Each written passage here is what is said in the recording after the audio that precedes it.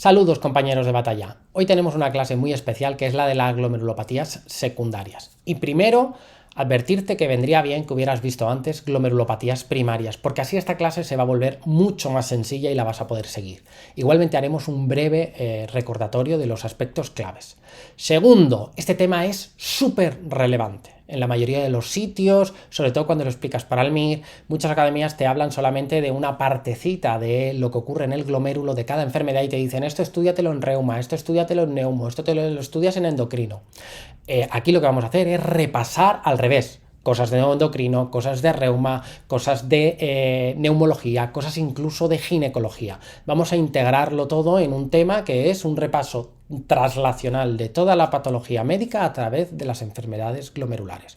Por tanto, ese tema lo preguntan muchísimo porque no solo cae en nefrología, sino que cae en otras muchas especialidades.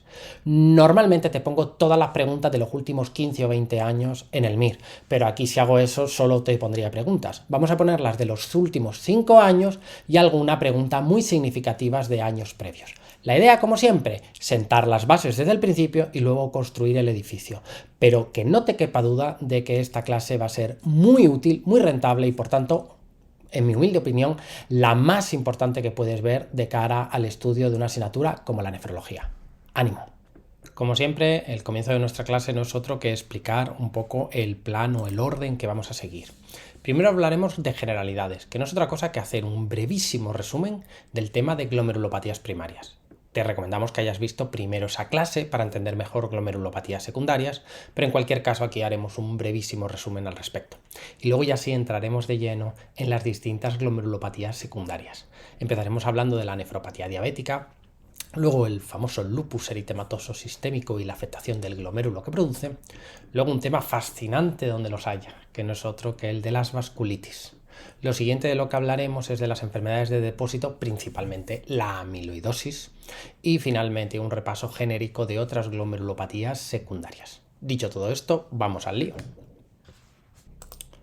Comenzamos haciendo un breve repaso a las glomerulopatías primarias para que nos sirva de ayuda para entender mejor este tema, aunque en realidad lo más sensato es que te hayas visto primero el tema de glomerulopatías primarias. Hablamos de las primarias cuando había una enfermedad que solo afectaba a los glomérulos renales. Eso era una glomerulopatía primaria. En este tema hablaremos de las glomerulopatías secundarias. Son enfermedades que afectan a todo el organismo y al riñón, y dentro del riñón a donde afectan es al glomérulo. De todas ellas, la más importante es la nefropatía diabética o la diabetes, que afecta a todo el organismo y a nivel renal al glomérulo. Bien, a nivel del glomérulo, igual que en psiquiatría hablamos de psicosis y neurosis, pues a nivel del glomérulo pues hay que pensar en nefrítico o nefrótico, y esta clasificación clínica es súper útil para las preguntas. Recuerda que nefrítico era un cuadro agudo de proliferación en la biopsia donde había una tríada muy característica: fracaso renal agudo, hipertensión y hematuria glomerular con hematíes dismórficos y cilindros eritrocitarios. Como había fracaso renal agudo, el tratamiento era orientado a la causa, que si no la había, pues sobre todo en cuadros graves, inmunosupresión, porque recuerda que idiopático al diagnóstico es lo que corticoide al tratamiento. Por su parte, cuando haya un proceso nefrótico, lo que va a haber es alteración de la membrana basal, no hay proliferación en la biopsia, y al perder su capacidad discriminativa se producía una proteinuria expensas de albúmina con más de 3,5 gramos que genera hipoalbuminemia y edemas, hipercolesterolemia e hiperlipidemia, o riesgo protrombótico y riesgo de infecciones.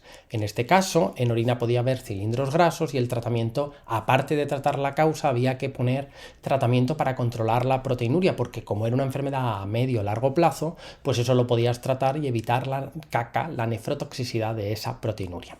El pilar clave eran los IECA-ARA2 para el control de la proteinuria, y además, si con eso no se controlaba, podía añadir empaglifosina, si había obesidad, análogos GLP-1, etcétera, etcétera. Pero la primera piedra del edificio eran sin duda alguna los IECA-ARA2 para el control de la proteinuria y por supuesto estatinas para el colesterol, etcétera, etcétera.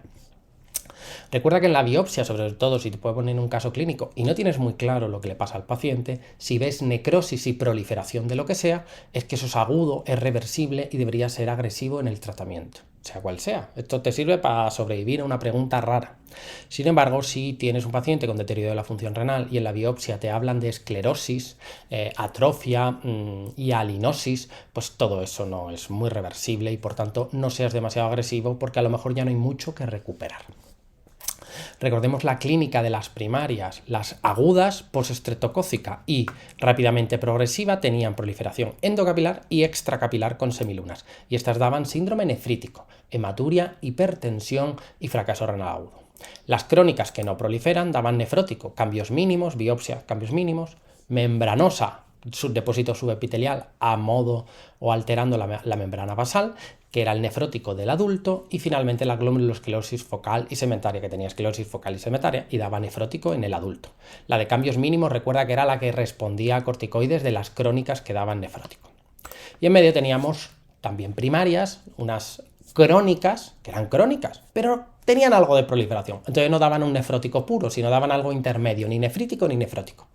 La nefropatía IgA, proliferación mesangial con depósito de IgA, te da hematuria recurrente en el tiempo, y la membrano proliferativa, que como la membranosa da nefrótico, pero como prolifera da nefrítico, te da un cuadro mixto de paciente con leve fracaso renal agudo, cierta hematuria, a veces microhematuria, cierta hipertensión, pero con proteinuria en rango nefrótico. Es como un mix de ambas cosas.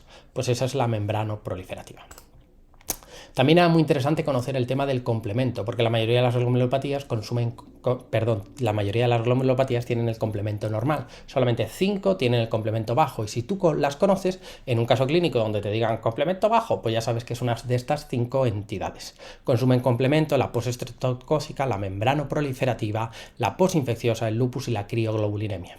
Bombur, Bofur, Bifur, Nori, Dori, Ori, Zori, Gloin, Ioin, Bali, Dualin, Fili y Kili.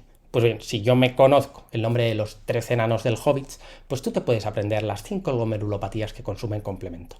Que sí, que va en contra de mi religión aprenderse cosas solo de memoria, pero en este caso, dado lo difícil que es el tema fisiopatológico del consumo del complemento, te merece la pena solamente aprenderte las 5 que tienen el complemento bajo. Pequeña regla hemotécnica, pues decíamos lo de streptococo en su membrana prolifera y da una infección lesiva y fría. Pues eso, para recordar que estas 5 entidades consumen complemento, tienen complemento bajo. Y luego decíamos, oye, ahora que vamos a hablar de las secundarias, en el tema 1 en el tema de glomerulopatías primarias acabamos con esta idea.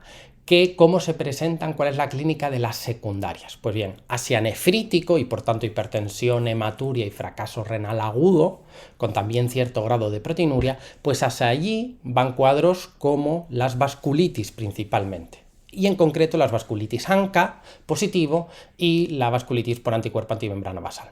Sin embargo, hacia nefrótico, sin que haya proliferación, sin alteración de la membrana y con ello proteinuria nefrótica, hacia el nefrótico van cosas más progresivas, como es la nefropatía diabética y la amiloidosis. Y en medio de ese camino, ni nefrótico ni nefrítico, cosas intermedias, tenemos la vasculitis IgA, que se parece a la nefropatía IgA y da hematuria, y luego tenemos la vasculitis por crioglobulinas y el lupus, que dan como la membrano proliferativa. Un nefrótico y cosas de nefrítico, proteinuria nefrótica o casi nefrótica, con cierto fracaso renal no muy grave, cierta hipertensión y hematuria glomerular. Ambas dos, crioglobulinemia y lupus, recuerda que consumen complemento, están en la lista de complemento bajo. Dicho todo esto, empezamos este tema. Pues pasamos ahora a hablar de la nefropatía más importante de todas, que es la nefropatía diabética. La diabetes ataca al riñón en muchas localizaciones, pero la más genuina e importante es el glomérulo. Por eso está en el tema de glomerulopatías secundarias. Tienen más riesgo los diabéticos tipo 1, cerca de un 30%, frente a los tipo 2, cerca de un 20% de riesgo. Pero como hay más diabéticos tipo 2, pues predomina la nefropatía diabética de la diabetes tipo 2. ¿Y qué es lo que genera la diabetes? Garrapiña, glicosila, las proteínas del glomérulo, altera su función sin generar proliferación y por eso produce algo que se parece a un síndrome nefrótico, donde deteriora lentamente la función del riñón y se caracteriza por ser la causa más frecuente de enfermedad renal crónico en nuestro medio, donde los riñones, por cierto, eran una excepción, pues son de tamaño normal. Por supuesto, la diabetes daña el glomérulo y otras localizaciones, pero la zona más importante es el glomérulo, donde produce un engrosamiento de la membrana y luego una glomerulosclerosis nodular de Kim Steele-Wilson, muy específica, o una esclerosis no nodular sino difusa, que es mucho más común y más difícil de diferenciar de otras opciones de glomerulosclerosis. En cualquier caso, Tampoco te agobies con la anatomía patológica porque es una enfermedad que no se suele biopsiar. O sea, es un diagnóstico clínico porque hay muchísimo diabético como para biopsiar todos esos riñones. Además de dañar el glomérulo, también daña los túbulos y produce acidosis tubular tipo 4 con hipoaldosteronismo hiporreminémico e hiperpotasemia, como veremos en tubulopatías. También produce ateromatosis en los vasos renales y también produce daño urológico con disfunción eréctil, vejiga neurógena, etcétera, etcétera. Pero de todo ello, el daño más importante y es el que condiciona el deterioro lento y progresivo de la función renal es el daño glomerular y por eso está en este tema. Vamos a hablar de la historia natural de la diabetes tipo 1. ¿Por qué? Porque el diabético tipo 1, aunque es menos frecuente, pero él en sí mismo tiene más riesgo de esta entidad, el diabético tipo 1 es un modelo perfecto para ver historia natural de esta enfermedad. Porque el diabético tipo 1 es un niño que debutó con cetosis diabética y que no fuma, no es obeso, no tiene hipertensión. En definitiva, lo único que le pasa a su organismo de 8 o 9 años es que tiene diabetes tipo 1, que ya es bastante. Y entonces, todo lo que le va a ocurrir a ese riñón se debe precisamente a la hiperglucemia crónica. Lo primero que ocurre durante los primeros años es que puede incluso tener hiperfiltración y eso dices, ¡ah, qué bien! Mal, error, es el principio del fin, se están ya dañando néfronas y otras hipercompensan y vasodilatan la aferente y cierran la eferente. Luego puede aparecer microalbuminuria ocasional, hay que confirmarla.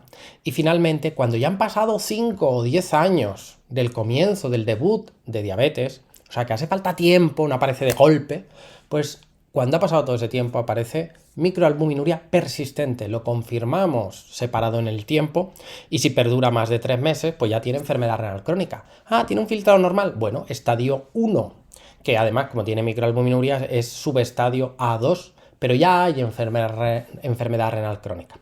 Ahí hay que ser aún más invasivo con el tratamiento para evitar que la enfermedad progrese. Si progresa, fíjate, 15 años desde el comienzo de la enfermedad, desde el comienzo, de la diabetes, pues entonces la proteinuria pasa a macroalbuminuria, proteinuria que llega incluso a ser nefrótica, y en paralelo se va deteriorando la función del riñón. En esta fase ya llego tarde y lo que tengo que intentar es evitar la progresión, ralentizar la caída, pero ya la norma es hacia el deterioro progresivo de la función renal.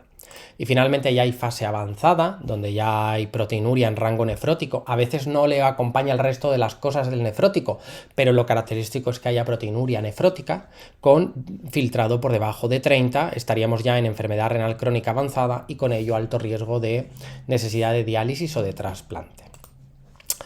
Fíjate que esta primera fase, microalbuminuria confirmada, lo llamamos nefropatía diabética incipiente, pero ya hay nefropatía diabética. Aquí ya hablamos de nefropatía diabética manifiesta. Todo esto, de aquí para atrás, todo esto es donde te tienes que saber muy bien el tratamiento. Y es el que nombraremos luego. Pero todas las pastillas que ponemos en esa fase, en la diabetes tipo 1 es insulina, pero en la diabetes tipo 2 hay mucha más alternativa terapéutica, pues tienen su beneficio en fases precoces. Esto es lo que te agobia, porque verás que el tratamiento es un lío, porque ya no puedes usar cierta medicación. Es cuando ya el filtrado es menor de 30, eso ya es enfermedad renal crónica avanzada. Ahí en realidad no te lo suelen preguntar, porque es que claro, ahí ya lo que hay que hacer es muchas veces retirar todas esas pastillas que antes eran maravillosas, pero ya en esta fase ya no aportan beneficio porque el paciente ya está muy cerca de la diálisis o del trasplante.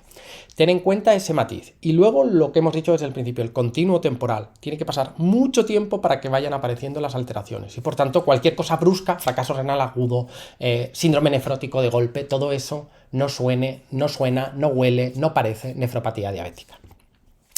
¿Cuál es el problema en la historia natural de la diabetes tipo 2? Pues que claro, esto debuta en alguien de 50 años, obeso, fumador, hipertenso, dislipémico y además tiene hiperglucemia. Y además en ese momento ya puede tener nefropatía, que vete tú a saber si es por diabetes o por todo lo que le acompaña al paciente.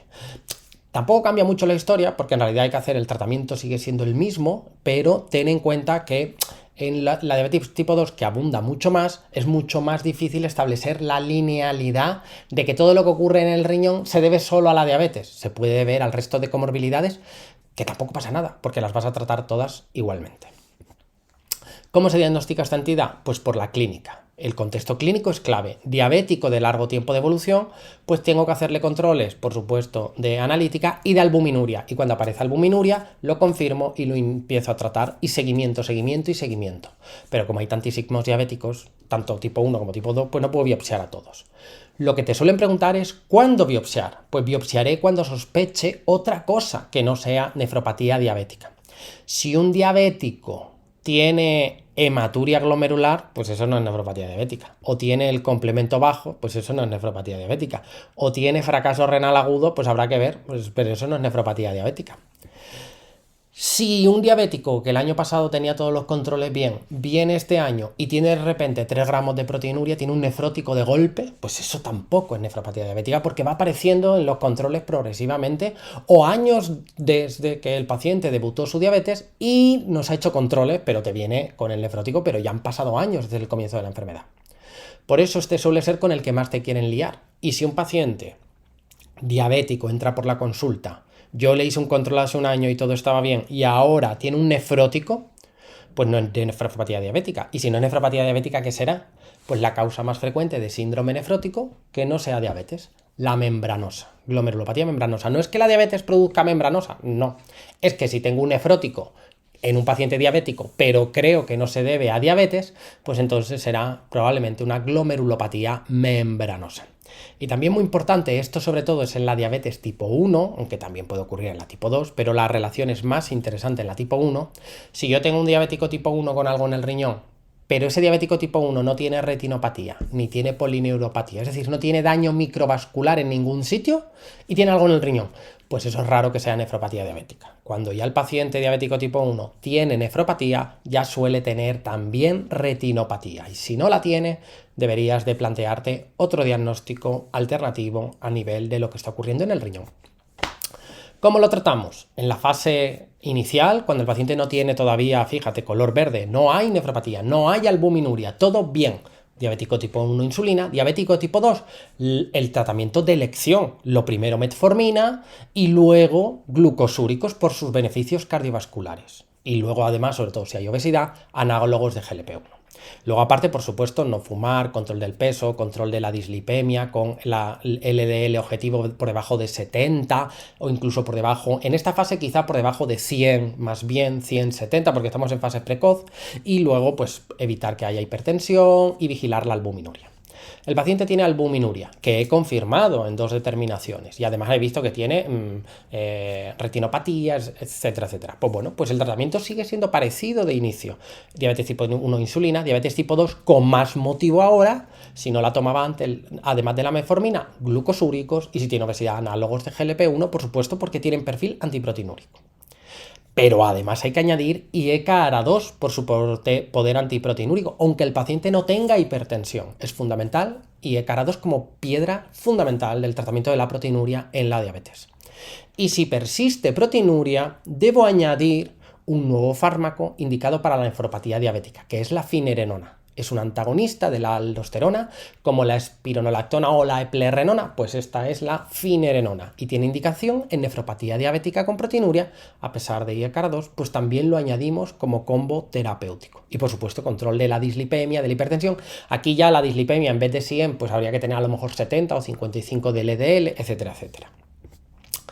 Podríamos decir que cuando ya hay nefropatía diabética, pero todavía tenemos un buen filtrado, que es lo que te van a preguntar, pues digamos que los pilares terapéuticos son para la proteinuria IECARA2 y además la finerenona, y para el control de la diabetes, que también tienen beneficio cardiovascular y proteinúrico, metformina, glucosúricos y análogos de GLP-1.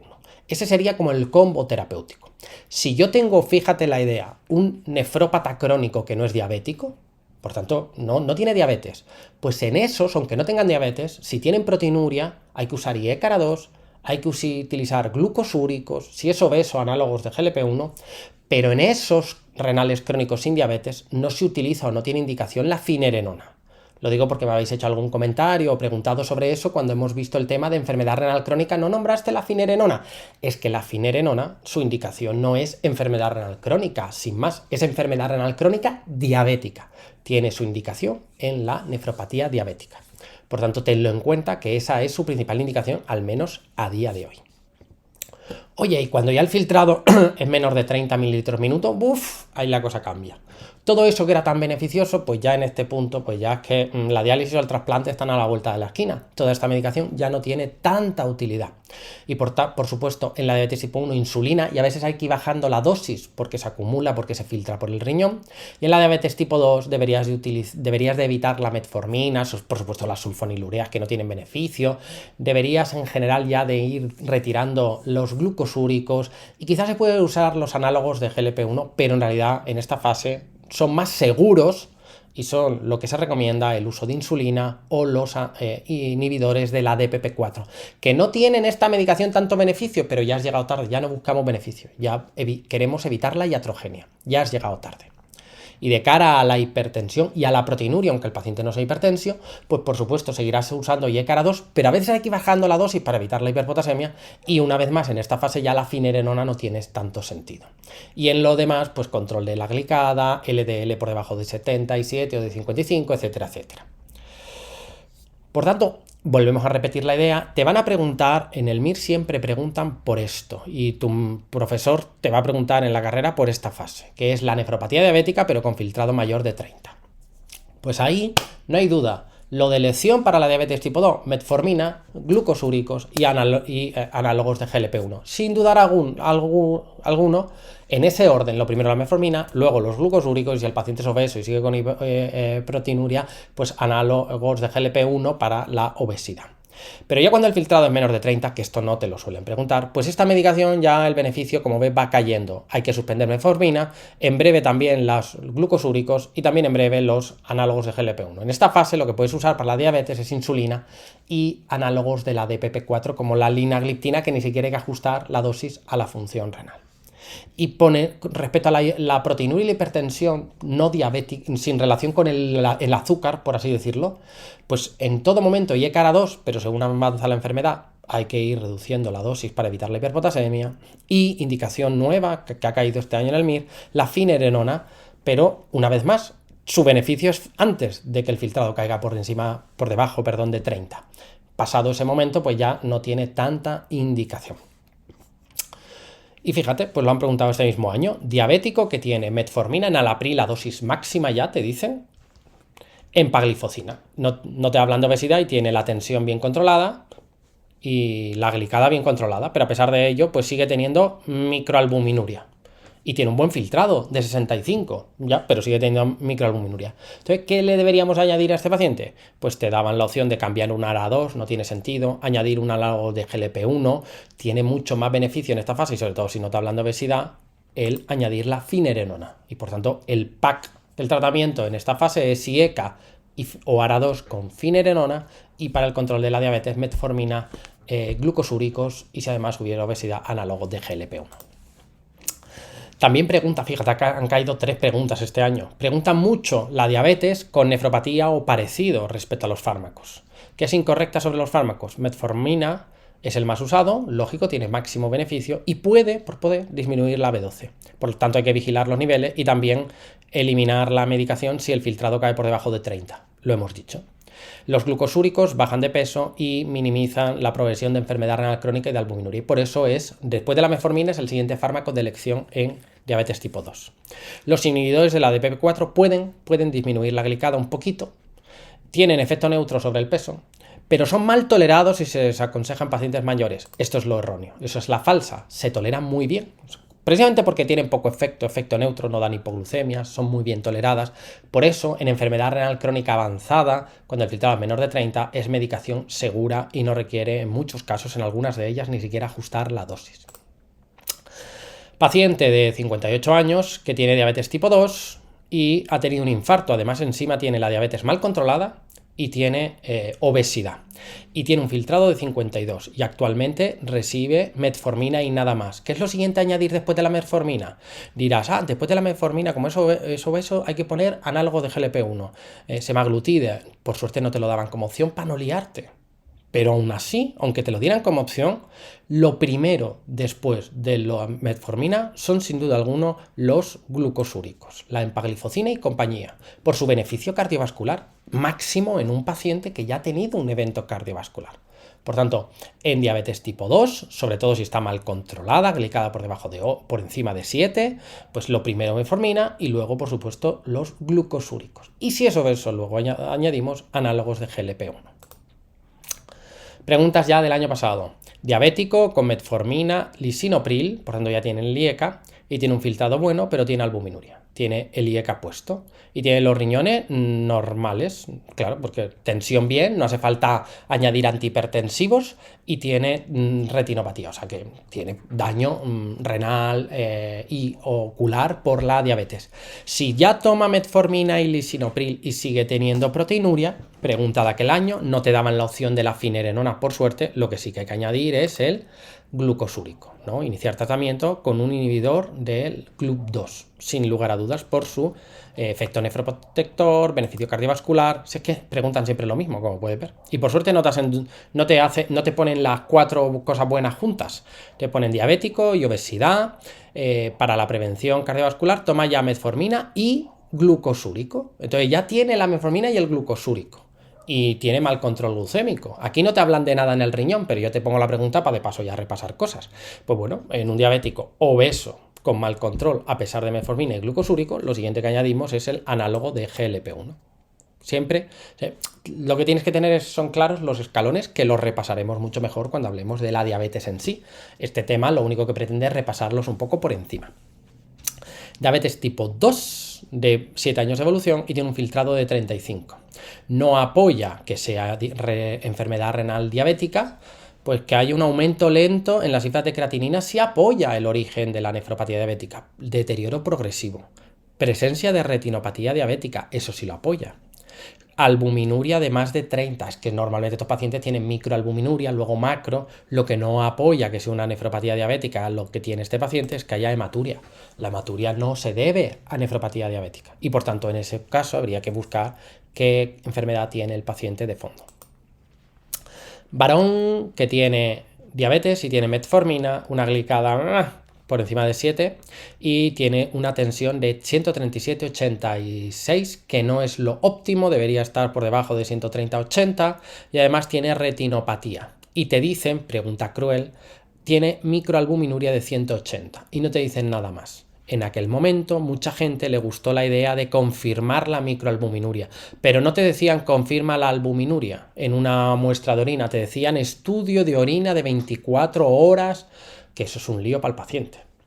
¿Y cuál es la idea de la pregunta? Yo cuando la leí dije, es que mira, me están diciendo que la tensión no está muy bien, que encima ya tiene retinopatía.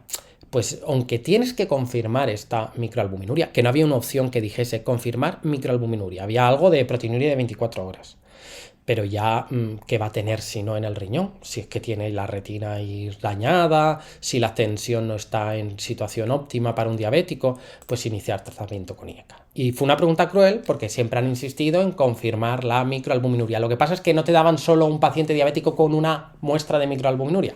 Era un paciente diabético con microalbuminuria, tensiones subóptimas, glicada subóptima, daño en retina subóptima, pues todo eso te hacía pensar en la necesidad de intensificar el tratamiento. Nefropatía diabética con un filtrado de 14. Esto es estadio 5 ya. Presenta enfermedad renal crónica estadio 3. Presenta enfermedad renal crónica estadio 5 y debe considerarse tratamiento renal sustitutivo. Aquí ya habría que tener, ya iniciarlo. Tenías que haber pensado cuál ibas a usar en el estadio 4 y en el estadio 5 aquí ya iniciarlo de por sí. ¿Un buen control glucémico puede revertir por poder? No, o sea, nada revierte el daño crónico. El agudo todavía, pero en diabetes no hay agudo, o sea que olvídate de eso. Por supuesto, controlar la glicada no hace que se recupere la función renal, solo evita, si acaso, que progrese aún más. ¿Y es poco probable que haya proteinuria de 500 miligramos en 24 horas? Todo lo contrario, es muy probable. Recuerda que en la nefropatía diabética de largo tiempo de evolución y donde se produce deterioro de la función renal, pues lo habitual es que haya mucha proteinuria, incluso que llegue a rango nefrótico. Diabetes mellitus mal controlada, con insuficiencia renal, pero no terrible, siempre te preguntan por esta, la que hay que ponerle de todo. Y esta, ¿qué está recomendado añadir a la metformina? Pues después de la metformina, pues los glucosúricos. Sin lugar a duda, para el tratamiento de la diabetes. Y aparte, por supuesto, si tiene proteinuria o tensiones no óptimas, IECA2, etcétera, etcétera. Pregunta más antigua, pero te lo pongo porque se relaciona con esto y además para repasar contigo que no te líes en las preguntas. Yo leo la pregunta como la ves aquí: diabética, tipo 2, filtrado, glicada.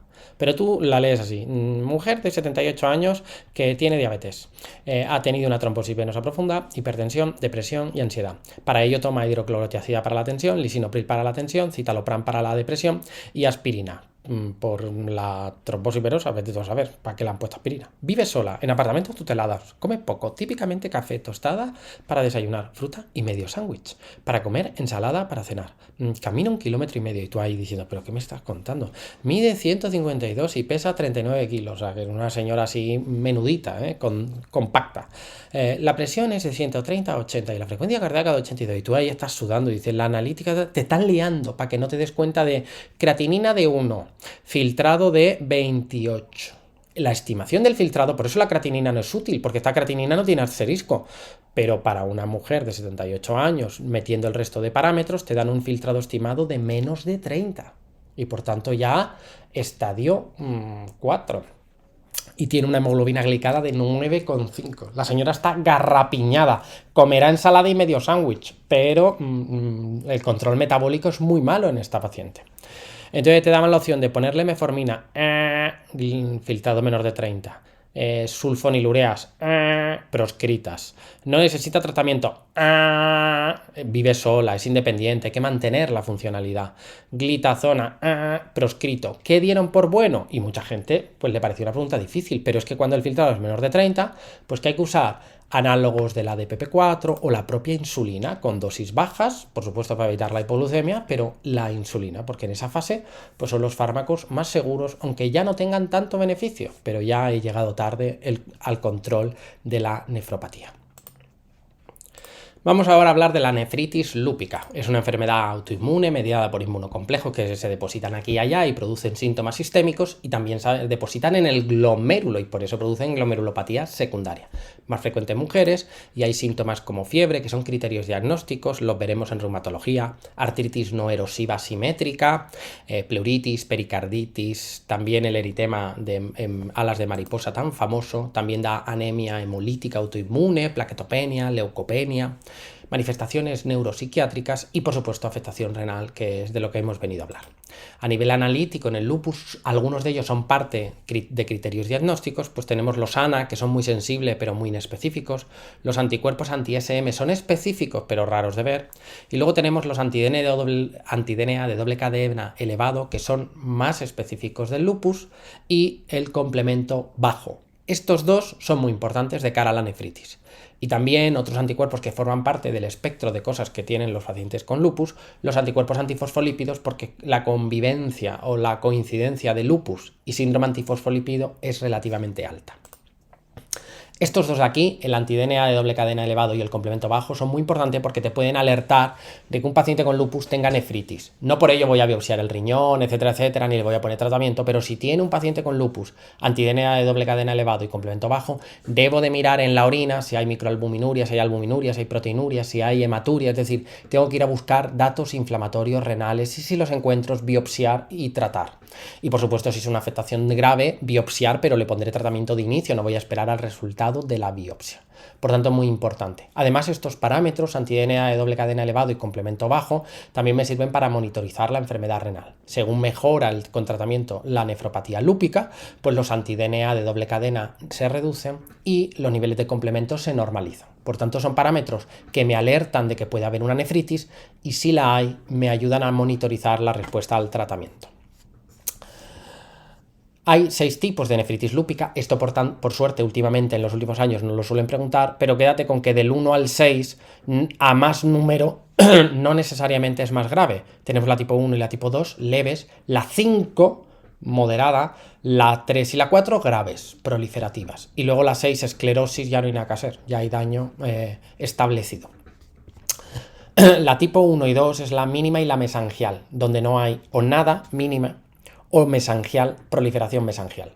Y ahí normalmente no debería haber ni proteinuria ni hematuria, es un cuadro leve donde tampoco va a haber anti-DNA de doble cadena elevada, ni complemento bajo, es decir, no van a haber alteraciones típicas de nefritis proliferativa intensos. Y el tratamiento debería ser lo extrarrenal. Pues el antipalúdico, si la paciente tiene criterios, antiinflamatorios, dependerá de las manifestaciones extrarrenales. Pero el riñón no requiere tratamiento. La tipo 5 se llama membranosa y es como una membranosa. Depósito subepitelial a modo de púas o spikes que generan un síndrome nefrótico puro. En este tampoco suele haber complemento bajo y anti-DNA elevado.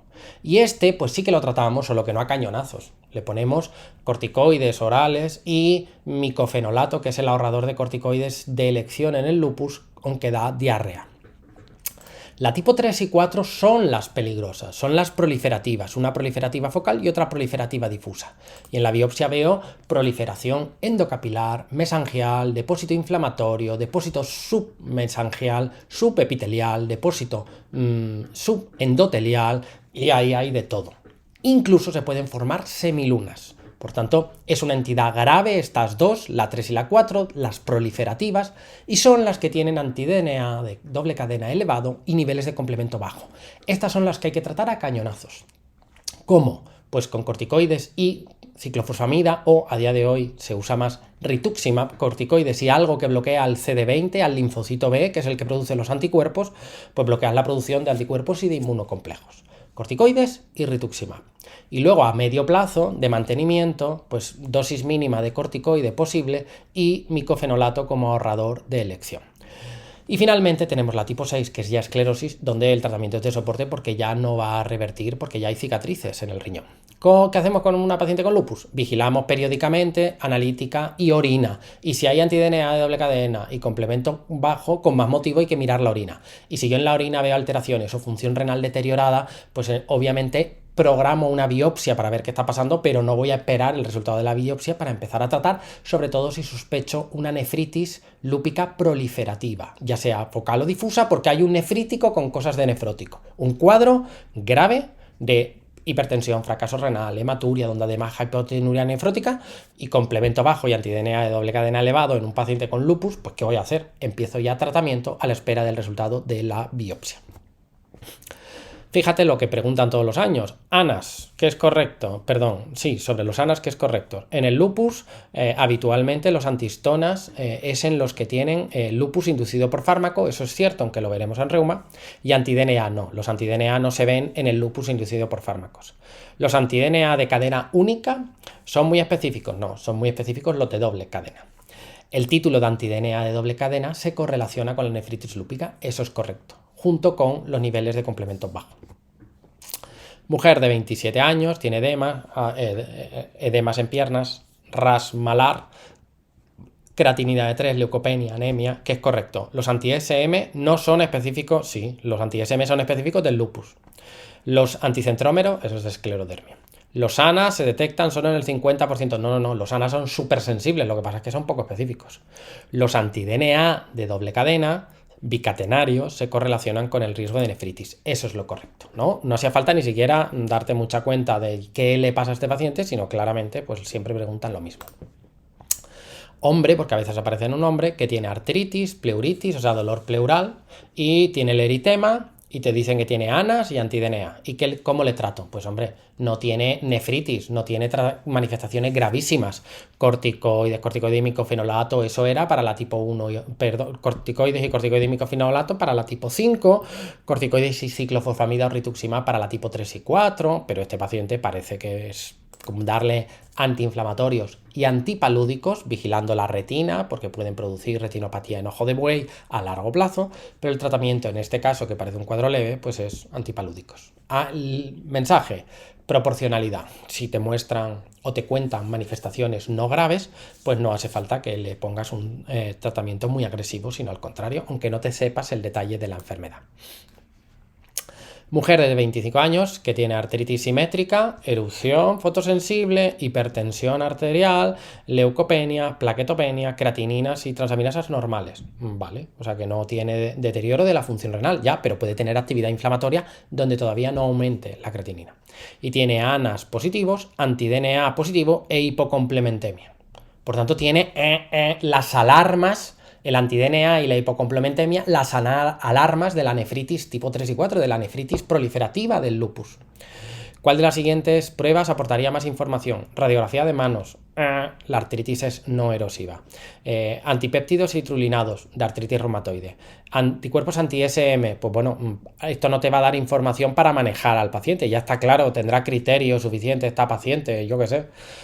Aspirado de médula ósea, ¿para qué? Sistemático de orina, ¿no? O sea, tiene las alarmas de actividad de nefritis, pues por tanto vete a buscar la actividad nefrítica. Chica de 15 años, esta pregunta es más antigua, pero te la pongo para recordarte que el complemento te salva la vida. Chica de 18 años que tiene edemas, síndrome nefrótico y tiene complemento C3 de 58, no sabes cuánto es eso, pero C4 te dicen que es de menos de 5. Por tanto, tiene algo en el riñón con complemento bajo. Y además te dicen que tiene unos ANAS a título de 1,2250, o sea, altos. Pero que da igual, complemento bajo. Si tiene el complemento bajo, ese nefrótico no es una membranosa, no es cambios mínimos, no es IgA y no es trombosis venosa. Es algo que consume el complemento. Pues estreptocócica, membrana proliferativa, posinfecciosa, nefritis lúpica y crioglobulinemia. ¿Qué pone ahí? Lúpica. Pues esto, es una lúpica. Glomerulonefritis.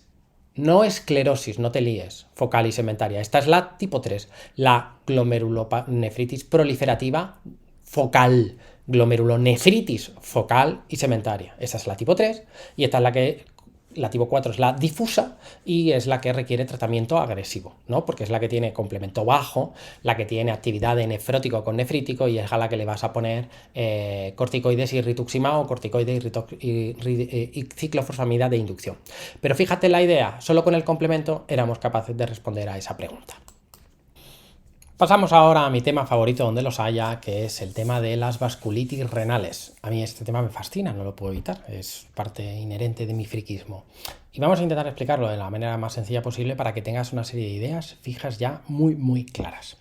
Lo primero es que hay una clasificación, aquí faltan algunas, una clasificación de las vasculitis que hicieron cierto día en una capilla encima de una colina, en esta clasificación, y las clasificaron en función del tamaño del vaso en el que se producía la afectación. Tenemos las de gran vaso, como es la arteritis de células gigantes, ancianos, con cefalea, amaurosis y aumento de USG, la enfermedad de Takayasu, aortitis, grandes vasos, y luego tenemos las de mediano vaso. En el niño, por ejemplo, tenemos la de Kawasaki, que da aneurismas coronarios, y en adultos tenemos la poliarteritis nodosa. Y luego finalmente tenemos las de pequeño vaso, que son las más comunes y las que más suelen preguntar, que las dividimos según tengan ANCA positivo o ANCA negativo. La ANCA positiva, pues la poliangiitis microscópica, la poliangiitis granulomatosa, antiguamente llamada de Wegener, que Wegener era un médico nazi y por eso le han quitado el nombre, la poliangiitis granulomatosa eosinófila, también llamada de Chur-Strauss. Chur-Strauss no era nazi, pero como le quitaron el nombre a Wegener, pues también se lo han quitado a Chur-Strauss. Y luego tenemos las ANCA negativas. Tenemos la enfermedad o vasculitis por anticuerpo antimembrana basal, antes llamada de Guttpatcher o Guttpasteur, igual que a Chur-Strauss. La vasculitis de Scholling-Henoch, ahora vasculitis por IgA, y la vasculitis crioglobulinémica. Pues bien, este es el primer paso, que ya genera agobio, ansiedad. Pero vamos a ir montando, como siempre, las cosas pieza a pieza. Primer mensaje. Estamos hablando del tema de glomerulopatías secundarias, ¿vale? ¿Cuál es la manifestación más característica de una vasculitis de pequeño vaso? Estoy en las de pequeño vaso. Pues la manifestación más típica es la púrpura palpable. Esas son lesiones, habitualmente en piernas, violáceas, que se palpan porque el vaso está inflamado. Así las diferenciamos de las púrpuras no palpables, porque te falte colágeno, por corticoides o por escorbuto, o porque no tengas plaquetas, plaquetopenia, pues esos dan púrpura no palpable. Pero cuando hay púrpura palpable es que hay vasculitis. ¿Pero qué vasculitis? Pues como es una lesión chiquitita, vasculitis de pequeño vaso. Y claro, en el glomérulo, ¿qué vasos hay en el glomérulo? Pues vasos pequeñitos. Dicho de otra manera, las vasculitis que causan púrpura palpable son las que dan glomerulonefritis. Estas que tenemos aquí, las de pequeño vaso, son aquellas que afectan al glomérulo y van a dar una glomerulonefritis. Las vasculitis de pequeño vaso. Y por tanto, en el caso clínico siempre suele ser lo mismo. Púrpura palpable y algo en el riñón. Pues ya tú sabes que eso es una vasculitis de pequeño vaso. ¿Y cuál? Pues habrá que ver. Alguna de estas de las de la lista. Las que afectan al riñón, por tanto, son las de pequeño vaso, pero también vamos a nombrar una que es la poliarteritis nodosa, que es de mediano. ¿La poliarteritis nodosa afecta al riñón? Sí. Pero, y este es el matiz, ¿da glomerulonefritis? No. ¿Por qué? Porque afecta a los vasos medianos del riñón, que no están dentro del glomérulo. Por tanto, en las bifurcaciones de los vasos de las arterias medianas produce aneurismas y puede dar trombosis e infartos renales, pero no da glomerulonefritis. Lo metemos aquí porque es una vasculitis, pero en realidad la poliarteritis nodosa no afecta al glomérulo, no da glomerulonefritis, aunque tenga afectación renal. Vamos a distinguir primero, porque te lo quieren mezclar, la poliarteritis nodosa del resto de las vasculitis de pequeño vaso, en concreto las que tienen ANCA, pero las de pequeño vaso en general. Ponemos aquí las que tienen ANCA porque en realidad la poliarteritis nodosa rara vez, pero puede tener ANCAs positivos, anticuerpo anticitoplasma de neutrófilos en sangre, y por eso te la quieren mezclar. Tienes que tener claro que la poliarteritis nodosa afecta a vasos medianos, no afecta al pulmón, no hay afectación pulmonar, el pulmón afectado no está o no afecta al pulmón, la poliarteritis nodosa, y a nivel renal no da glomerulonefritis, lo que da son infartos y por tanto pues, te puede producir fracaso renal agudo, hipertensión, pero no te da glomerulonefritis en una biopsia. En piel, más que púrpura, lo que te da son nódulos porque afecta a los vasos medianos de la piel. Y los ANCA en estos pacientes tienen poco valor, no suelen ser negativos. Es más, si detectas ANCAs, deberías dudar de esta entidad. Frente a ello tenemos las vasculitis ANCA, que aquí sí son de pequeño vaso. Y por tanto, aquí sí se afecta al riñón con una glomerulonefritis. ¿Qué glomerulonefritis? La vimos en glomerulopatías primarias. Una extracapilar paucimune. Forma semilunas, pero los ANCA no se depositan en el riñón. La inmunofluorescencia es negativa, como ya vimos en glomerulopatías primarias. Esta es la forma sistémica de la paucimune o tipo 3 de las rápidamente progresivas. Hay afectación pulmonar, en este caso sin duda, y a nivel de cutáneo pues da púrpura palpable. Y por supuesto los ANCAs en este caso sí que tienen valor diagnóstico, sí que son más sutiles, aunque por supuesto pues el diagnóstico definitivo te lo va a dar la biopsia. Hecho esa breve introducción, ahora vamos a ir viendo las distintas vasculitis y nos vamos a ir quedando con datos clave de cada una de ellas. La poliarteritis nodosa, como casi todas las vasculitis de mediano o pequeño vaso, las de gran vaso, Takayasu y arteritis de la temporal es más frecuente en mujeres. Pero en general la vasculitis, el resto son más frecuentes en varones. La poliarteritis nodosa se asocia a la infección crónica por virus B y por tanto anticuerpo antisuperficie frente al B positivo. Y la clínica es que no se afecta al pulmón. A nivel renal se producen microaneurismas en los vasos medianos y eso puede generar infartos e isquemias, y a nivel de la piel no da tanta púrpura, sino que da sobre todo nódulos subcutáneos. Por eso esta entidad es difícil de diagnosticar, porque fíjate que hay afectación profunda difícil de ver con tus ojos. El diagnóstico, pues una arteriografía para ver los aneurismas, como en esta imagen, una biopsia profunda para los nódulos, los ANCA suelen ser negativos. Puede ser útil la serología para ver el virus B, pero es una entidad difícil de diagnosticar precisamente porque afecta a vasos medianos y eso es difícil de localizar visualmente. Y el tratamiento, inmunosupresores, corticoides, ciclofosfamida, etcétera, etcétera.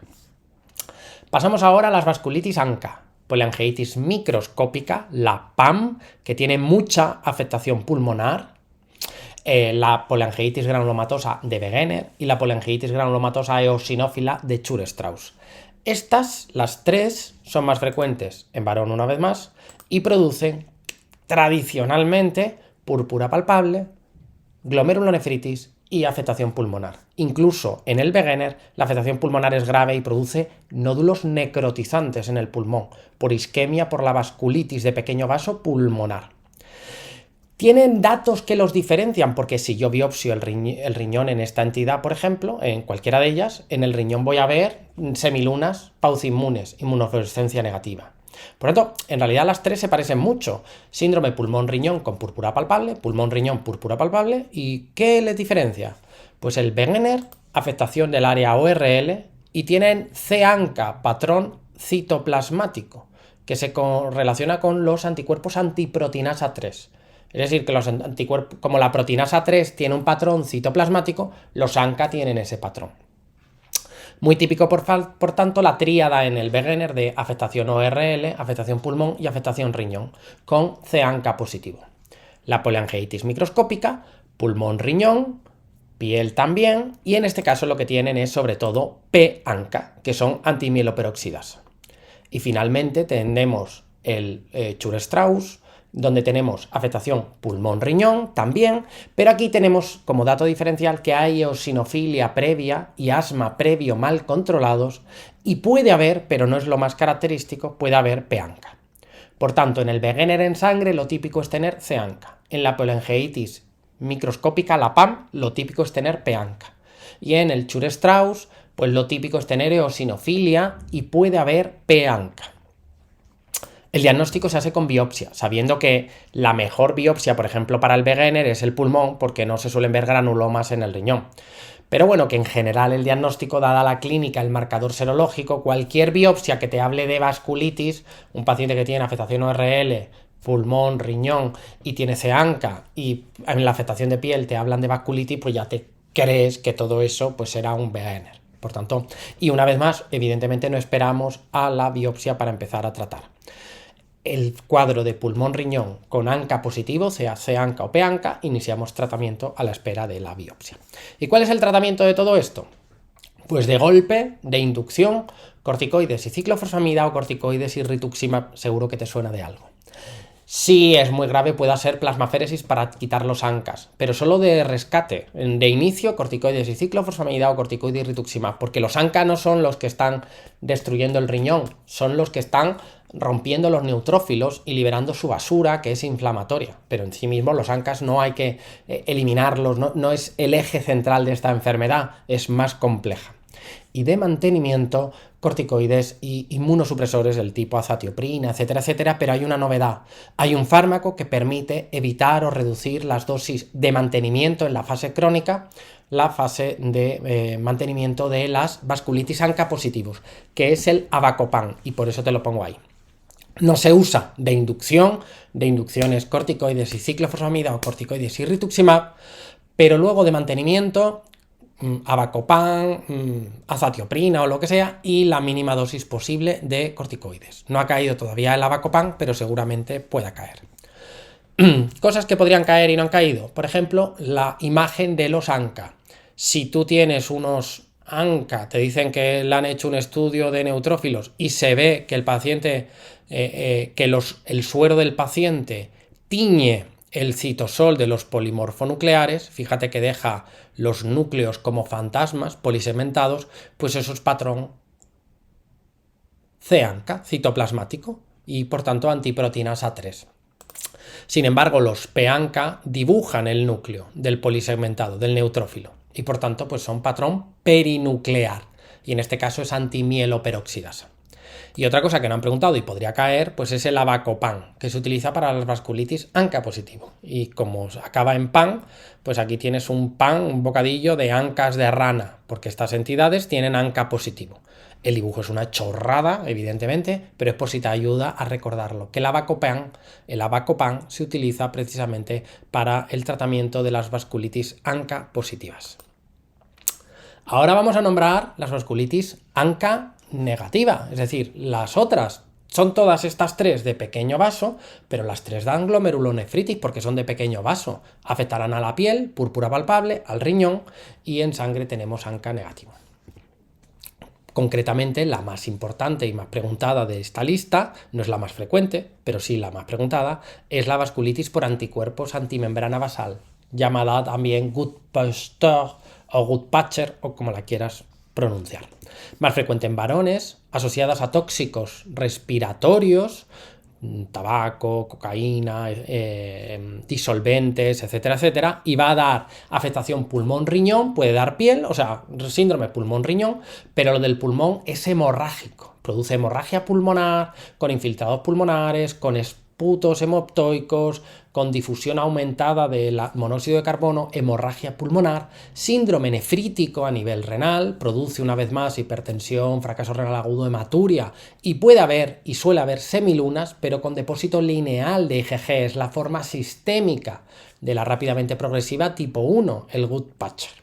En sangre tengo un marcador, aquí el complemento es normal, los ANCA son negativos, pero sí que puedo tener y suelo tener anticuerpos antimembrana basal. Y ese anticuerpo es el que se está depositando en la membrana basal alveolar y en la membrana basal glomerular, y es lo que está produciendo el problema. Hay que quitar ese anticuerpo. El diagnóstico es con biopsia, aunque ya los anticuerpos me van a ayudar mucho y no voy a retrasar el diagnóstico. No voy a retrasar, perdón, el tratamiento a la espera de la biopsia. Y el tratamiento, aquí sí que es fundamental la plasmaféresis en la fase inicial. Corticoides, rituximab, ciclofosfamida, todo lo que tú quieras. Pero es muy importante la plasmaféresis. ¿Para qué? Para quitar los anticuerpos antimembrana basal. Es más, si el paciente se queda sin riñones, no le voy a poder trasplantar hasta quitar el anticuerpo antimembrana basal de la sangre. Porque si no, cuando pongo un injerto nuevo, ese anticuerpo se va a depositar en el riñón. En general, en todo lo demás, los anticuerpos antirreceptor de fosfolipasa A2 de la membranosa, los anti-DNA y el complemento en el lupus, los ANCA, todos esos marcadores suelen orientar y me ayudan a monitorizar. Pero si el paciente necesita un riñón, se le puede poner aunque el marcador siga positivo, es decir, solo orientan. Donde no solo orientan, sino que marcan decisiones, es en esta entidad y por eso lo preguntan. Es excepcional, pero hay que tenerlo en cuenta. Mientras un paciente tenga anticuerpos antimembrana basal todavía positivos en sangre, no puede recibir un injerto porque se va a cargar ese nuevo riñón. Y por eso parte fundamental del tratamiento es en esta entidad la plasmaféresis. Otra vasculitis de pequeño vaso que tiene ANCA negativo es la vasculitis IgA, que es la forma sistémica de la nefropatía IgA. En este caso hay que pensar sobre todo una vez más quizá más en niños. Es más frecuente en niños, infecciones, fármacos que hayan utilizado, y la clínica típicamente es de afectación sobre todo de los vasos de la piel, del riñón y del abdomen.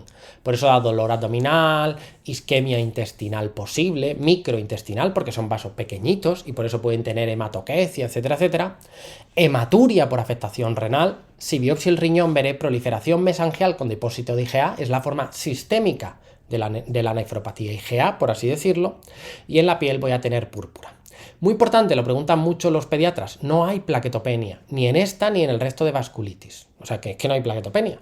Yo creo que lo preguntan porque en niños, si tienes púrpura, pues si es palpable, es una vasculitis IgA, y si es no palpable, pues tienes que pensar en plaquetopenia, ¿no? Porque la plaquetopenia da púrpura no palpable. Yo creo que lo preguntan por eso, pero en cualquier caso, lo pregunten por lo que lo pregunten, estos pacientes suelen tener plaquetas normales, incluso elevadas. Algunos tienen trombocitosis, no tienen plaquetopenia.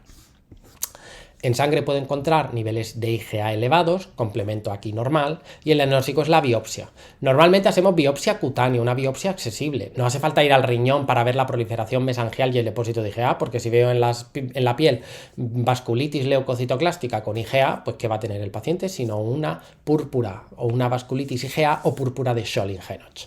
Y el tratamiento esta tiene buen pronóstico, suele mejorar si cronifica, pues corticoides, etcétera, etcétera, pero en general, o si es grave, pero en general normalmente tiene buen pronóstico, sobre todo en niños.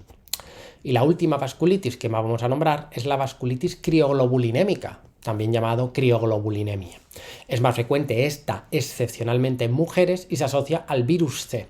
Virus B, poliarteritis nodosa, virus C, vasculitis crioglobulinémica. ¿Y qué clínica da? Púrpura palpable, pequeño vaso, inmunocomplejos, con afectación renal y muy típico el Raynaud, porque lo que tiene son crioglobulinas, que son aglutininas, que aglutinan más inmunocomplejos, que se unen más con el frío y en zonas distales pues se unen y generan vasoconstricción y por tanto fenómeno de Raynaud, que también se unen en el riñón, que está calentito, es decir, no solamente precipitan con el frío, pero es muy característico y por eso suele tener fenómeno de Raynaud asociado. ¿Qué marcador tiene? Pues aparte de IgG y PCR para el virus C de la hepatitis, pues suele tener crioglobulinas positivos, evidentemente, y complemento bajo. Recuerda que el complemento bajo estaba en esta entidad junto con la nefritis lúpica. Diagnóstico, biopsia para ver que hay fenómeno vasculítico y tratamiento aquí es sobre todo el del virus C. para evitar el estímulo inmunógeno del virus C y con eso ceden la producción de inmunocomplejos que precipitan con el frío. Pero, por supuesto, si el cuadro es muy grave, corticoides, cosas para inmunocomplejos y anticuerpos, rituximab, plasmaféresis, etcétera, etcétera. Pues vamos a ver algunas preguntas sobre las vasculitis. Sobre las vasculitis pulmonares.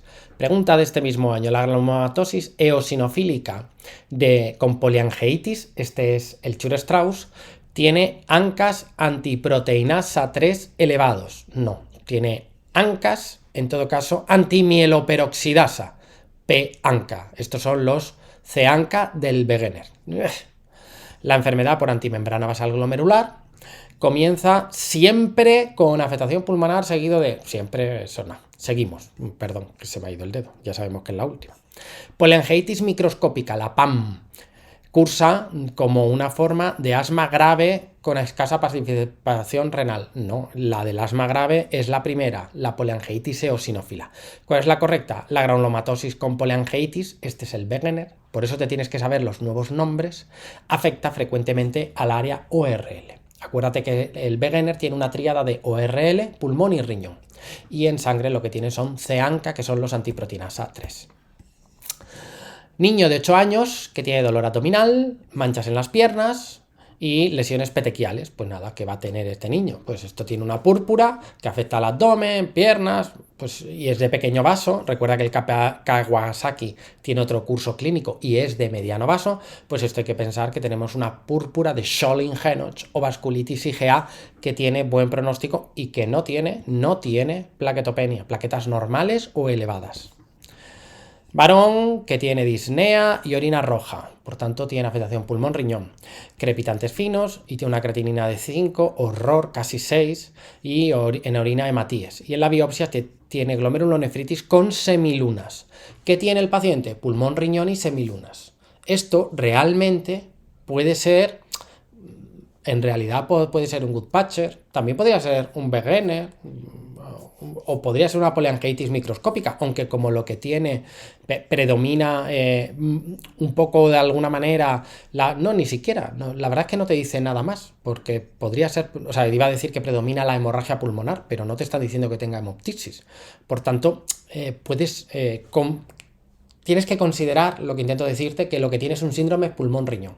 Y a esos pacientes tú les pides de todo. Les pides ANCA, les pides antimembrana basal, les pides complemento, etcétera, etcétera.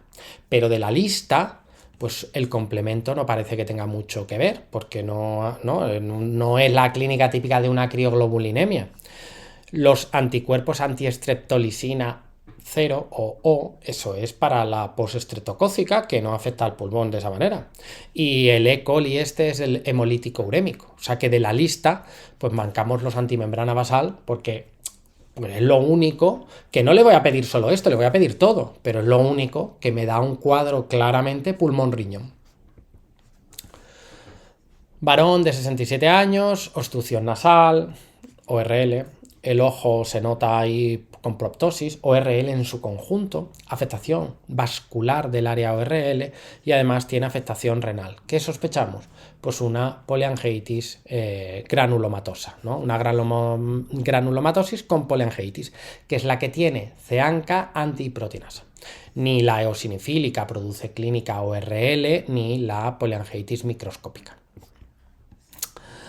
Fíjate, pregunta, a mi entender, la más difícil que ha caído en los últimos años de vasculitis, y por eso lo vamos a ver. Esta pregunta, por el caso clínico, no puede saber qué tiene el paciente, o al menos a mí me lo parece, pero sí puede saber qué opción es la más correcta. Por tanto, no intentes deducir el caso clínico a la perfección, sino preocúpate más de darte cuenta qué opciones de respuesta son razonables y cuáles no.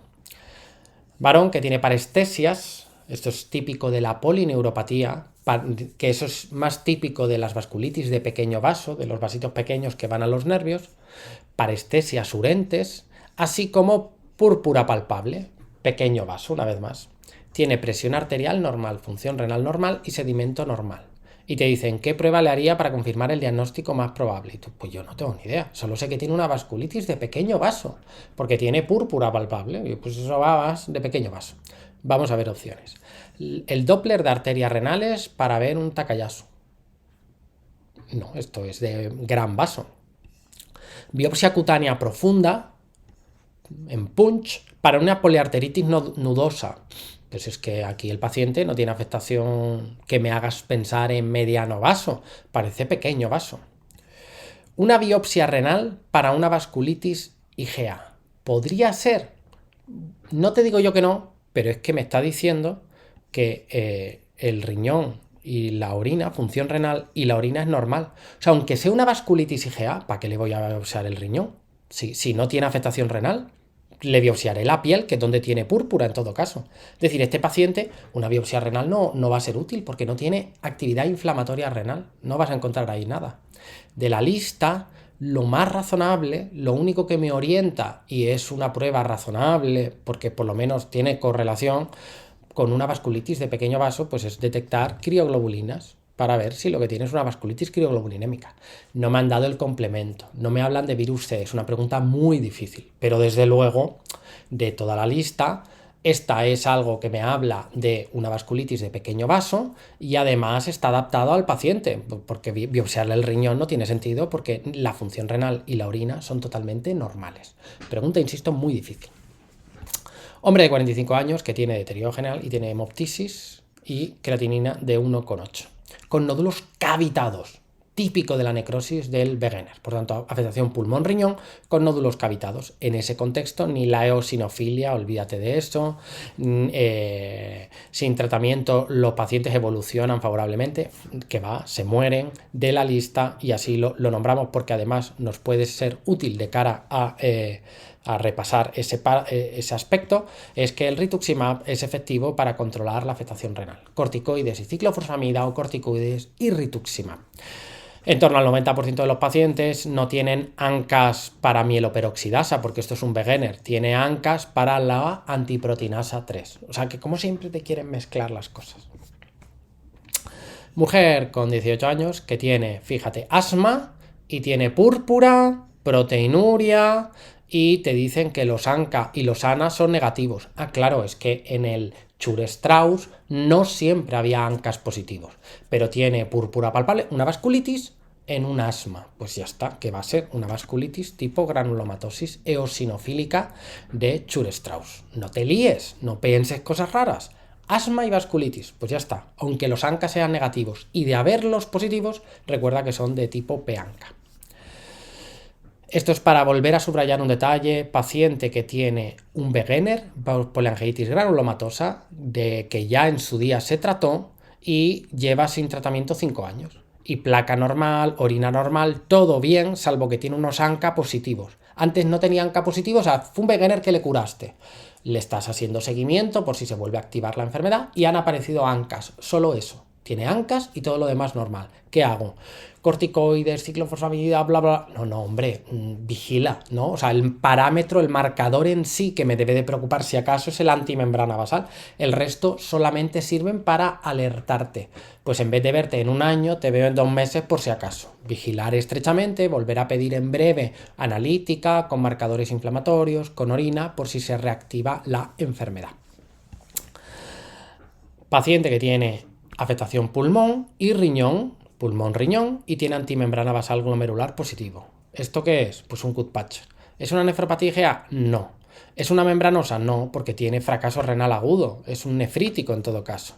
¿Micofenolato de inicio? No. ¿De inicio qué? Plasmaféresis. Para recordar, en este caso, que los anticuerpos antimembrana basal son en sí mismos lesivos y la piedra inicial del tratamiento, ya no en caso refractario, de inicio, es usar plasmaféresis y hay que negativizar esos anticuerpos antes de plantear cualquier trasplante, etcétera, etcétera.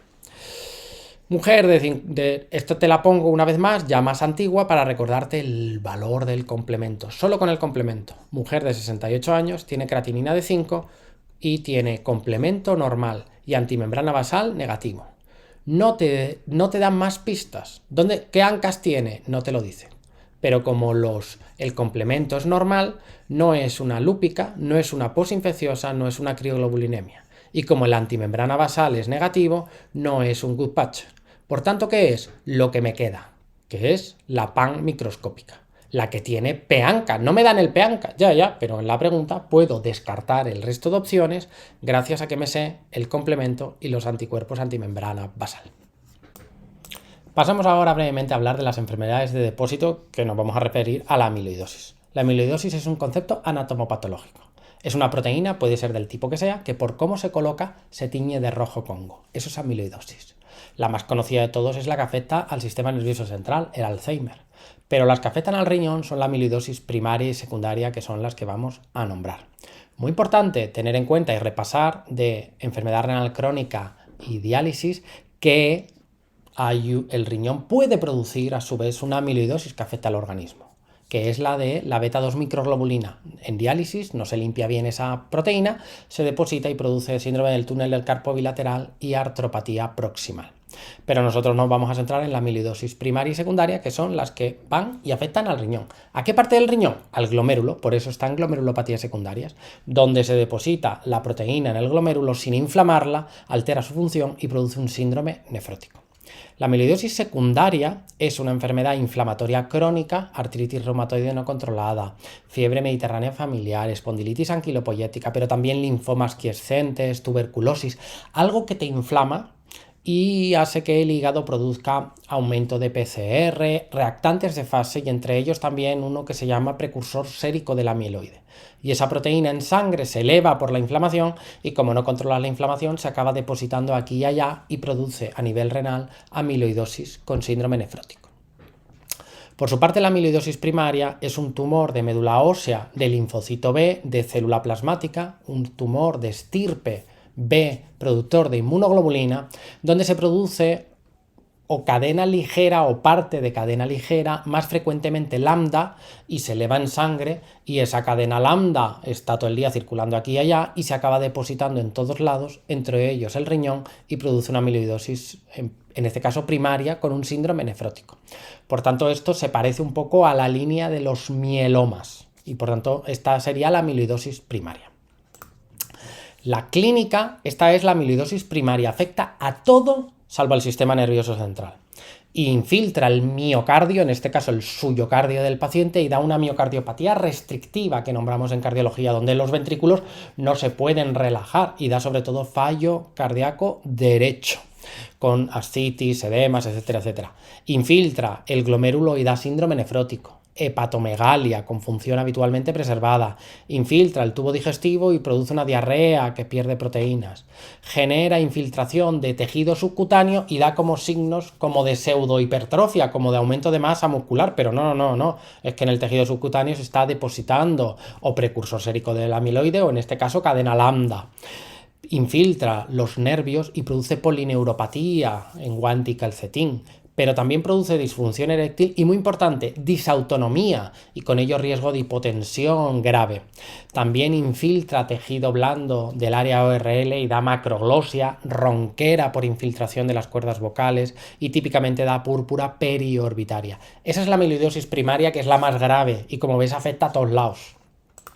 La amiloidosis secundaria, la afectación cardíaca es más rara, es raro que dé macroglosia, no da púrpura periorbitaria, es decir, que no da tanta pseudohiper... Los síntomas son más localizados. Lo que predomina en la amiloidosis secundaria, que es la de la inflamación crónica no controlada, es sobre todo la afectación renal y la afectación intestinal. Esos son los sitios donde más afectación se produce. ¿Cómo se hace el diagnóstico? Ante la sospecha, pues se hace una biopsia de grasa subcutánea. La piel no se deposita en la piel, tienes que ir a la grasa debajo de la piel y se ve si hay determinación de rojo Congo positivo. Y eso te confirma que hay amiloidosis sistémica, pero no te dice qué tipo de amiloidosis. Para eso, o haces un análisis ultraestructural de la proteína de la biopsia, o haces un estudio etiológico, ¿no? De pues si el paciente tiene la médula ósea así, o si el paciente tiene una artritis reumatoide no controlada. En definitiva, el contexto clínico te va a ayudar. Si la PAF es negativa, pues entonces es biopsia de los órganos afectados buscando el amieloide, porque puede ser que el amieloide se esté depositando en el riñón y en la piel no, aunque es raro. Y luego el tratamiento, pues es el etiológico. Son entidades de mal pronóstico. La amiloidosis secundaria tendrás que tratar la enfermedad de base. Y la amiloidosis primaria tendrás que controlar esa especie de mieloma con tratamiento propio del mieloma, donde el pronóstico es malo, más se asocia cardiopatía, etcétera, etcétera, en cuanto al pronóstico de estos pacientes. Un pequeño matiz interesante es que el tratamiento del nefrótico de estos pacientes es complicado, sobre todo la amiloidosis primaria, porque como tienen hipotensión y disautonomía, los IECA y ARA2 los toleran muy mal, porque a lo mejor tienen tensiones muy, muy bajas. Con lo cual, además, el tratamiento del nefrótico, hasta que trates la causa, a veces es complicado. Esto es un matiz que ahora mismo no te interesa, pero que te va a ayudar a construir mejor toda la medicina en su conjunto y entender mejor muchas cosas que se vendrán, porque habrán sorpresas en nuestro camino. Pero tú ten en cuenta que cuando en médula ósea hay una célula plasmática se vuelve loca y produce una inmunoglobulina, pues eso lo llamamos pues una especie de gammapatía monoclonal. Pues vale. Y si el paciente está asintomático, tiene ese pico en sangre, una inmunoglobulina en sangre y nada más, pues eso lo llamamos gammapatía monoclonal de significado incierto. Pues a lo mejor eso algún día se transforma en otra cosa.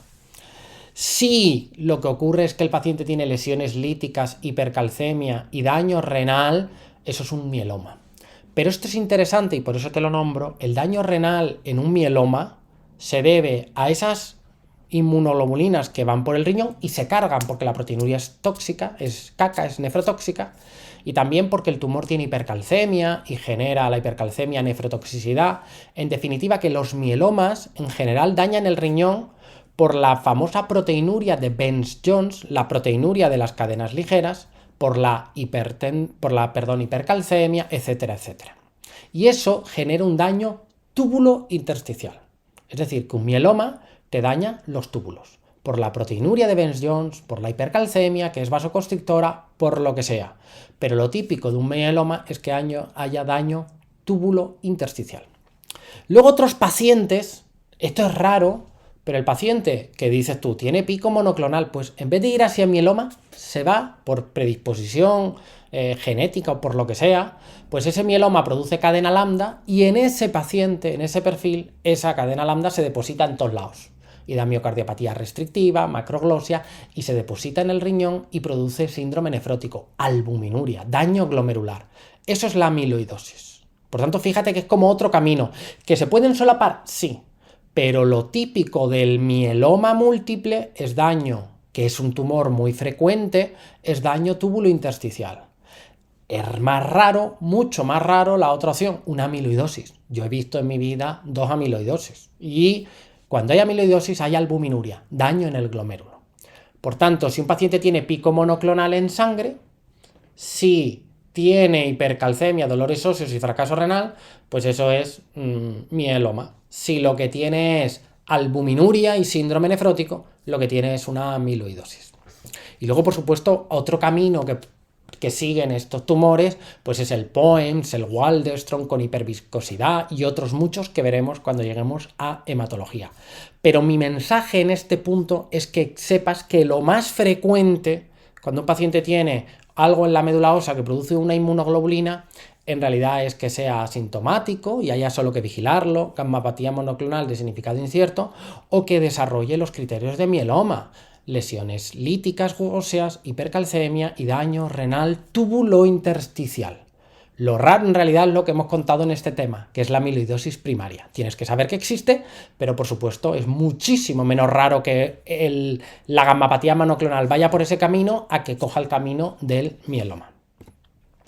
En otras palabras, y aquí te lo vuelvo a insistir, el mieloma, y fíjate que el círculo es más grande, el mieloma múltiple produce daño renal túbulo intersticial. ¿Por qué? Por la proteinuria de Bence-Jones, la proteína esa del mieloma, que por cierto no tiñe la tira reactiva de orina, esa proteína, pues esa proteinuria de Bence-Jones se va cargando el riñón. Y además se carga el riñón, la hipercalcemia, etcétera, etcétera. Pero un mieloma no tiene albuminuria, típicamente. Y si la tiene, es que además de mieloma ha hecho amiloidosis. Por su parte, mucho menos frecuente, la amiloidosis lo que tiene a nivel renal es el depósito de la cadena lambda que genera en ese perfil de paciente por una predisposición del todo no aclarada un síndrome nefrótico donde lo que hay en orina es albuminuria que sí tiñe la tira de orina. Eso es mucho más raro la amiloidosis que el mieloma. Y por supuesto, a veces las dos cosas coinciden. Pero lo típico del mieloma es el daño túbulo-intersticial. Algunas preguntas de esto. Mujer de 64 años que tiene túnel del carpo bilateral, disnea con ProBNP elevado y pico monoclonal. Pues eso es, ¿no? Insuficiencia cardíaca, neuropatía, ProBNP alto y además tiene algo en médula, plasmocitomas, pero te dicen que no tiene lesiones líticas. Claro, no tiene un mieloma. Esta paciente ha cogido el caminito de la amiloidosis. ¿Cómo haremos el diagnóstico? Pues sospechamos no un mieloma, sino una amiloidosis y haremos una biopsia de grasa subcutánea. A nivel renal, aunque no me lo han nombrado, lo esperable es que tenga un síndrome nefrótico si es que se afecta al riñón. Hombre de 66 años con una espondilitis anquilosante de larga evolución, enfermedad inflamatoria no controlada. Esa es la clave, largo tiempo de evolución. Y tiene un síndrome nefrótico, proteinuria de 6 gramos, inflamación crónica y proteinuria de 6 gramos, amiloidosis secundaria. Tiene la columna deformada, porque te dicen, oye, es que claro, tienes la columna deformada porque no has controlado la espondilitis. Y se realiza una biopsia que dificulta, la realización de una biopsia renal. Es que no le voy a hacer una biopsia renal, ¿para qué primero voy a ir a algo sencillo? ¿Qué actitud es la correcta? Corticoides, ciclofosfamida, diálisis, tratarle con sobrecarga oral de glucosa para ver si es diabético. Lo que tengo que hacerle es una biopsia de grasa subcutánea para ver que tenga amiloidosis, porque es lo más probable. Y el tratamiento, aparte del síndrome nefrótico, pues es controlar la enfermedad inflamatoria de base. Y acabamos con otras glomerulopatías secundarias que en realidad me va a servir para hacer un repaso de cosas previas, como verás ahora. Hay una serie de infecciones que producen daño o afectación glomerular. Por ejemplo, la sífilis produce, si lo recuerdas de las primarias, una membranosa. El VIH produce una glomerulosclerosis focal y segmentaria de mal pronóstico, tipo colapsante, cuyo tratamiento es los antirretrovirales y el soporte. Recuerda que producía nefropatía crónica con nefrótico y con riñones normales de tamaño. El virus B, por su parte de la hepatitis, produce membranosa, pero además produce una vasculitis, que es la poliarteritis nodosa, con microaneurismas en las bifurcaciones, vasculitis de mediano vaso. El virus C, por su parte, a nivel local produce membrano proliferativa, nefrótico y nefrítico, y a nivel sistémico, vasculitis crioglobulinémica. Ambas dos, virus C, se relacionan con el complemento bajo. Son las dos causas de complemento bajo. Los tumores, recuerda que generan sobre todo membranosa, sobre todo los tumores sólidos. Pero el linfoma de Hodgkin, excepción preguntada recientemente, produce enfermedad de cambios mínimos. Pero lo típico de los tumores es la membranosa, que además tiene esa membranosa, característicamente, tiene el anticuerpo antirreceptor de fosfolipasa A2 negativo. Y por tanto ese marcador me ayudaba a, si era negativo, sospechar con más motivo y buscar un tumor. La excepción, el linfoma de Hodgkin, que se relaciona con cambios mínimos. La artritis reumatoide, muy preguntado. ¿Qué produce en el riñón? Pues mira, lo que más frecuentemente produce es toxicidad por fármaco, típicamente por dolor, por antiinflamatorios. Estos pacientes toman AINES o inhibidores de la COX-2, Selecocib, etcétera, etcétera, y oye, llegado un caso puede producirles un fracaso renal, prerrenal, necrosis tubular aguda, etcétera, etcétera. Que también pueden dar toxicidad otros fármacos de la artritis reumatoide, pero lo más típico son los antiinflamatorios no esteroideos. ¿Qué más puede ocurrir en el riñón de una paciente con artritis reumatoide? Pues que si no controlas la artritis reumatoide, esa inflamación crónica acabe produciendo después de muchos años una amiloidosis secundaria y en ese caso aparecerá un síndrome nefrótico. ¿Y qué más puede ocurrir en el riñón? Una glomerulonefritis por la artritis reumatoide. Pues eso es rarísimo. Eso es rarísimo. Por tanto, el mensaje es que en general el riñón de una artritis reumatoide se lesiona por los fármacos que se utilizan y si la enfermedad no se controla puede desarrollar un nefrótico por amiloidosis secundaria.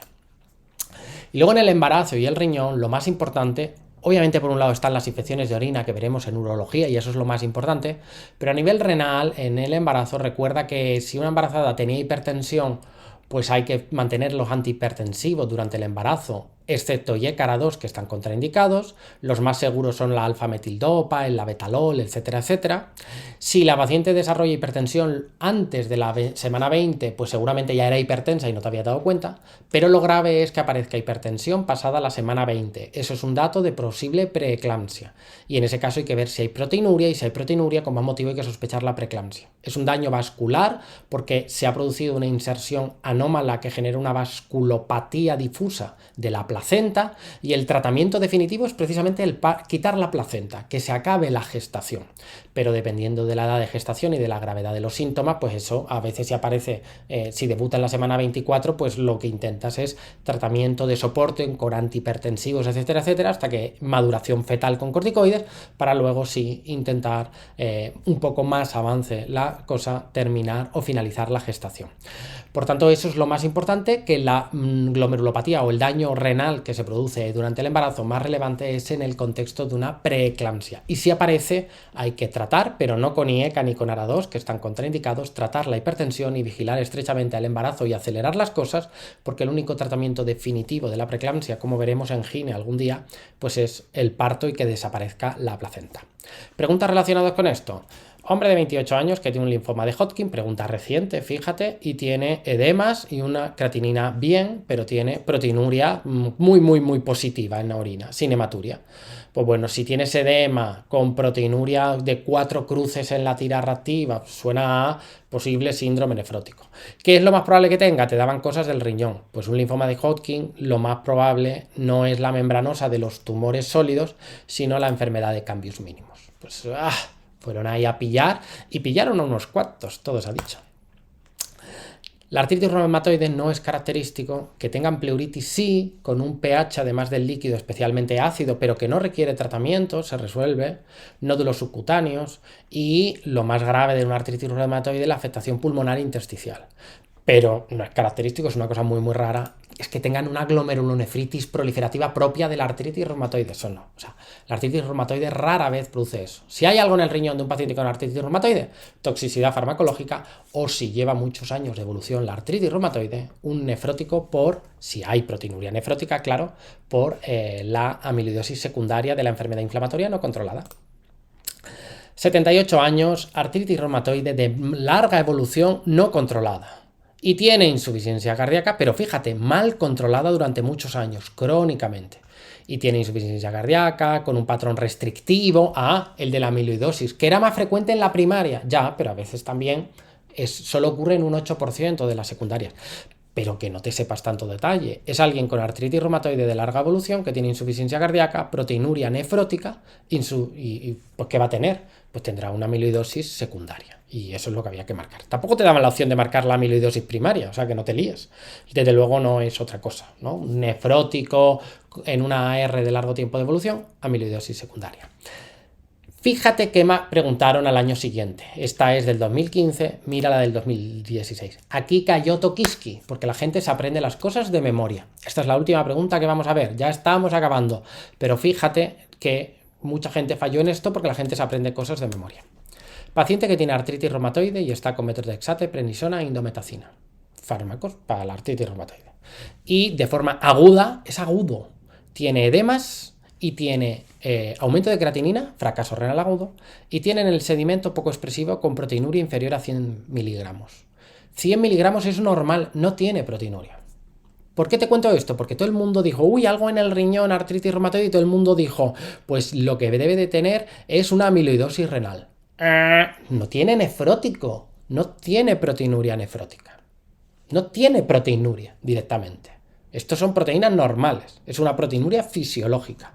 Lo más probable que tiene este paciente, de manera aguda, con fracaso renal, pero la orina poco expresiva, pues será un fracaso renal agudo por los AINES, digo yo. No es una glomerulonefritis rara por la artritis reumatoide, ni una nefritis intersticial por methotrexate, que eso tampoco es muy frecuente. Lo más probable que sea pues que por dolor ha tomado más indometacina de la cuenta, a lo mejor, y se le ha producido pues un fracaso renal agudo en el contexto del uso de AINES. Clase larga, lo sé, pero increíblemente rentable para responder preguntas de nefrología, de reumatología, de neumología, incluso de ginecología, de endocrino.